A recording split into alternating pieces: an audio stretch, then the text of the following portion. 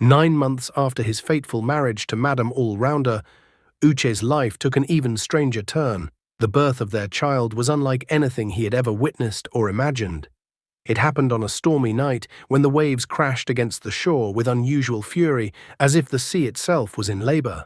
Madame All-Rounder insisted on giving birth in her private kitchen, the same kitchen she had never allowed anyone to enter.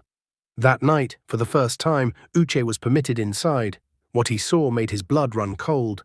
The walls were lined with strange artifacts, shells that glowed with an eerie blue light, dried starfish arranged in peculiar patterns, and jars filled with what looked like human hair suspended in murky water. The birth itself was quick but terrifying. Instead of cries of pain, Madame All-Rounder made sounds that reminded Uche of whale songs, deep, haunting calls that seemed to make the very air vibrate. When the child finally emerged, Uche nearly fainted. The baby girl had normal features except for the faint, silvery scales that decorated her shoulders and the webbing between her tiny fingers. They named her Adana, but she was anything but ordinary. As she grew, strange things began to happen around the restaurant. The food became even more irresistible to customers, and people who ate there found themselves compelled to return day after day, spending more and more money. Business boomed like never before. Uche watched in horror as his daughter's powers manifested. By the time she was 3 months old, she could control water, making it rise from cups and dance in the air. Her laughter would cause the waves to ripple in peculiar patterns, and fish would leap from the sea as if greeting her. But what troubled Uche most was how she looked at him, with eyes that seemed centuries old, full of knowing and something else, something predatory. One evening, while Madame All-Rounder was busy with customers, Uche overheard Adana singing to herself in a language he didn't understand. The sound drew him to her crib, where he found her playing with a small whirlpool of water that floated above her head. When she saw him, she smiled, revealing tiny, sharp teeth. "Papa," she said, speaking clearly despite being only months old. "Why did you seek us out?" Uche stumbled backward, shocked by her adult-like speech. I wanted wealth," he stammered. "And now you have it," she replied, her voice carrying the weight of ancient wisdom. "But wealth comes with responsibilities, Papa. Mother says you're trying to run away from yours." Terrified, Uche realized that his daughter knew about his secret plans to escape.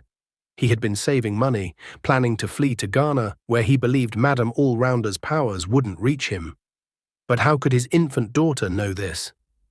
That night, unable to sleep, Uche sought out Mama Agbeke again. He traveled back to his village, leaving a note saying he was visiting family. The old woman was not surprised to see him. "Ah, the honeycomb has stung, hasn't it?" she said as he sat heavily in her compound. "Mama, my child, she's not normal. And my wife, I think she's truly a mermaid, but not the kind from our childhood stories. She's something else, something darker." Mama Agbeke nodded gravely. "There are different kinds of mermaids, Uche. Some bring fortune, others bring destruction. But all of them require payment for their gifts. Your child is both a blessing and a curse. She's the anchor that will keep you bound to the sea forever." "What can I do?" Uche asked desperately. "Nothing," Mama Agbeke replied. "You made your choice when you married her. But remember this. In the deepest darkness, there's always a spark of light. Your daughter may be born of the sea, but she's also born of you. How she uses her power will depend on what you teach her."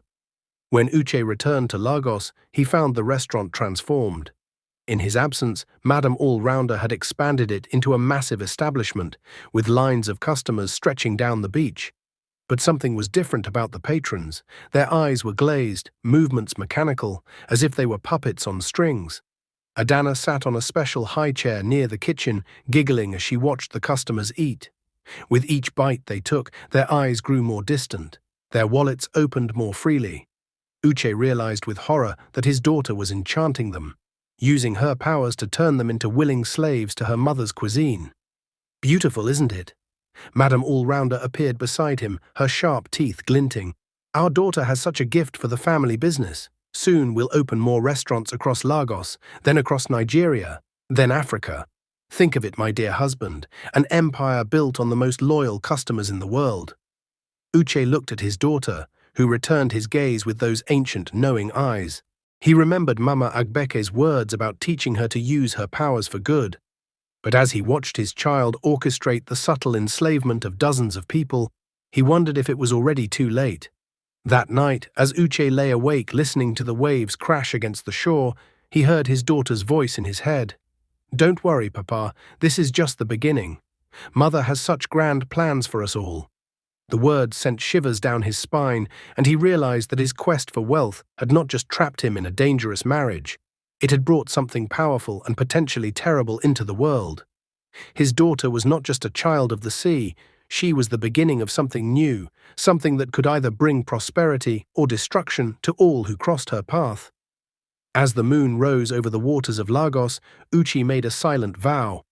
He might be trapped by his oath to Madame All-Rounder, but he would find a way to guide his daughter toward the light, to teach her compassion alongside her power.